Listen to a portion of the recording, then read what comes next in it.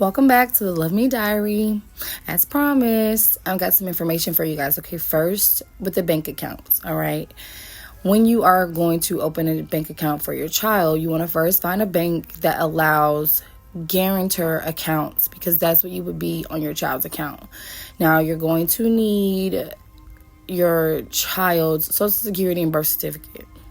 In addition to the guarantor account, you want to make sure that the bank allows free checking for this guarantor account so that you would be able to, one, get a debit card, two, make deposits and withdrawals from the ATM, and to be able to use that debit card so that you can keep track of your transactions on this account, because keep in mind, it's not your account, it's your child's account.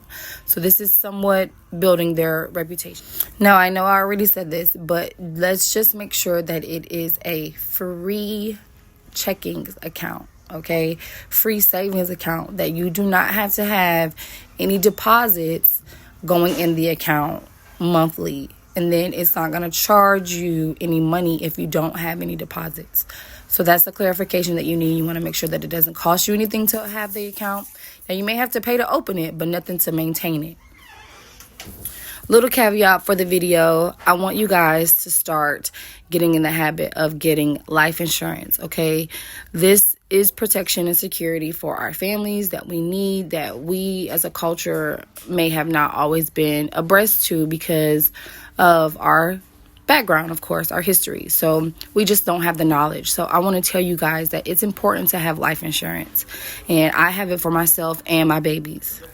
Few things to look for when you are shopping for life insurance. One, you want to make sure that the policy that you have for yourself goes as long as a term as you can. If you can afford it, get whole life insurance.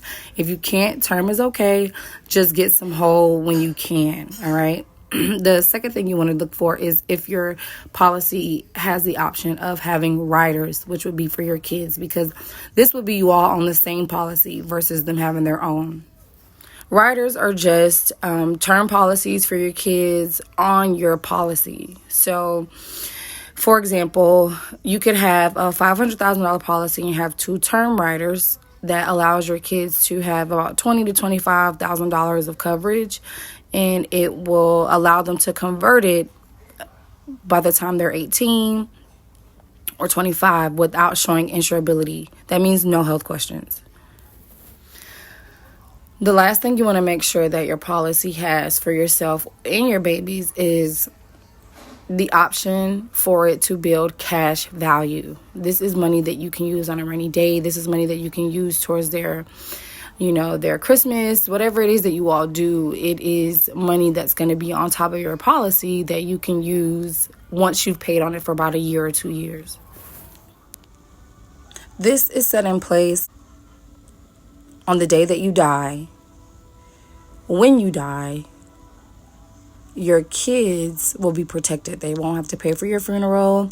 You don't have to leave them with just nothing, okay? This is leaving them with something.